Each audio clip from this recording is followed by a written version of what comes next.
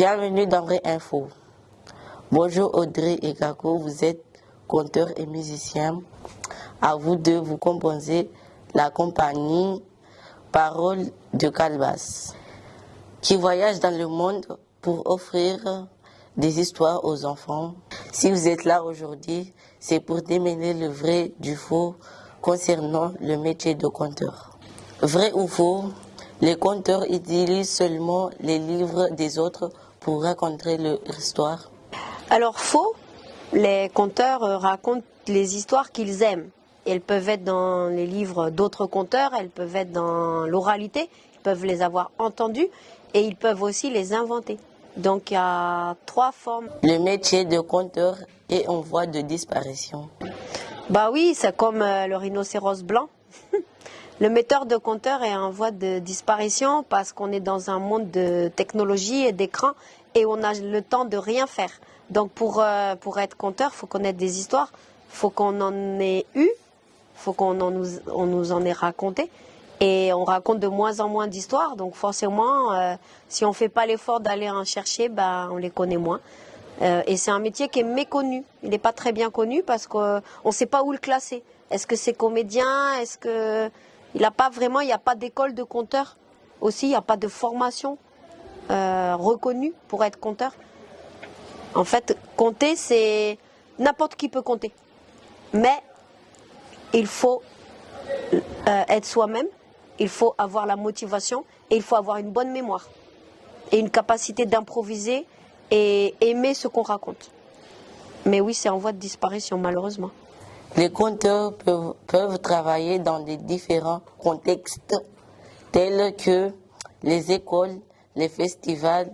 Je vais laisser ça à mon collègue. Oui, le conteur peut travailler n'importe où. Ça peut être chez l'habitant, dans une école, dans un festival, lycée, tout. Donc il n'y a pas d'endroit, même on peut raconter une histoire qu'on a écoutée à son ami, à son frère, à sa soeur, à ses parents ou à ses enfants. Donc il n'y a pas de limite pour ça.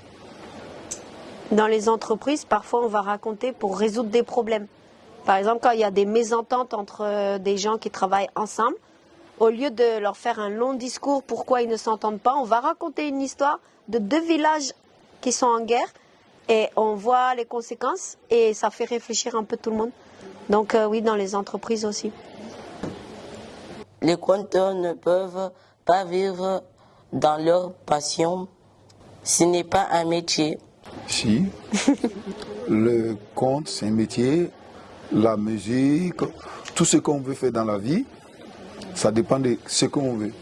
Sinon, le métier, il n'y a pas de sous-métier. Et on vit de notre art, comme on va dire. Voilà, parce que quand je dis l'art, c'est le conte, la musique, comédien, théâtre, ce qu'on appelle les intermittents du spectacle en France. Donc voilà, moi, depuis tout petit, comme je suis d'une famille de griots, les griots, c'est des messagers, ils racontent des histoires, c'est la bibliothèque. Comme quand on dit chez nous, quand il y a un vieux qui meurt, c'est comme si il y a une bibliothèque qui a brûlé. Parce que voilà, souvent les contes, ils n'ont pas été écrits ou ils ont été écrits par des gens qui se sont appropriés. Mais sinon, voilà, on peut vivre de tous les métiers. Ça dépend de ce qu'on aime faire et quels moyens on se donne de le faire. Mais par contre, nous, pour répondre à ta question, on vit de notre métier, du conte et de la musique. L'improvisation est une compétence importante pour un conteur. Très. C'est presque ça et la mémoire, ce sont les 2 savoir-faire les plus importants. Savoir se souvenir et savoir improviser. Savoir improviser parce qu'en fonction de à qui on raconte, on ne va pas raconter de la même façon. Savoir improviser en fonction des réactions du public. Savoir regarder, observer le public et improviser en fonction de ça. Oui, c'est très très important. Parce qu'on n'apprend pas du par cœur. C'est pas comme une pièce de théâtre où on apprend des répliques par cœur. Là, on est toujours en improvisation, oui. Très important. Un griot est un conteur traditionnel d'Afrique. Oui, le griot, il peut être conteur, il peut être musicien, mais griot traditionnel, c'est-à-dire que quand on dit griot, déjà, c'est dans la tradition. Voilà.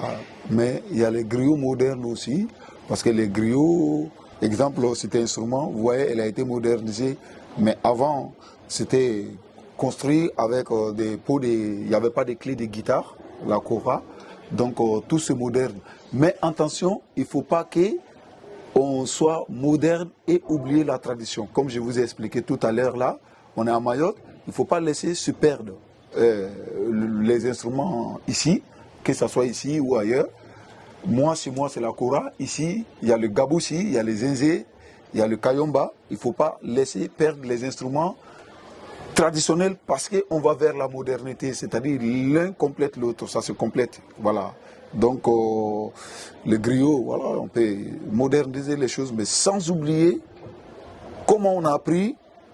Parce que si on n'apprend pas et si on ne fait pas tourner, c'est-à-dire que les choses vont se perdre.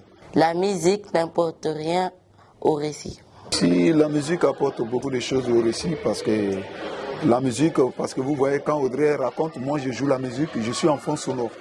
Vous voyez, s'il y avait une sono, même s'il y avait une sono, mais là on en a acoustique. C'est-à-dire, c'est là, quand on dit conte, c'est la parole en avant. Et la musique doit être, à chaque, vous voyez, chaque instrument correspond, quand vous avez vu le spectacle, chaque instrument correspond à un passage. Exemple, quand le vieux, il était parti pour toujours, vous voyez, on a joué la flûte. On ne va pas jouer la percu. Ou quand l'âne était content, on joue la percu. Voilà, donc le bruitage, c'est de la complémentarité. Mais on peut raconter sans instrument. Mais là, nous, on a un conte musical. Bien sûr, ça enrichit, l'un enrichit l'autre. Ça souligne les émotions. Ça appuie les émotions, la musique. Et ça rassemble et ça rend vivant. Ça rend plus vivant le récit. Et maintenant, Audrey va nous donner 3 infos sur son métier. Alors, 3 informations. Une vraie et 2 fausses. Pour compter, on est obligé de savoir lire. Pour raconter, on ne s'adresse qu'aux enfants et aux jeunes. Et tout le monde peut devenir conteur du moment qu'il a la motivation et qu'il travaille dur sa mémoire. Parmi ces 3 infos, une seule est vraie. À toi de jouer, dis-nous dans les commentaires la seule vraie réponse. Et n'oublie pas de nous suivre dans Instagram ou TikTok sur YouTube.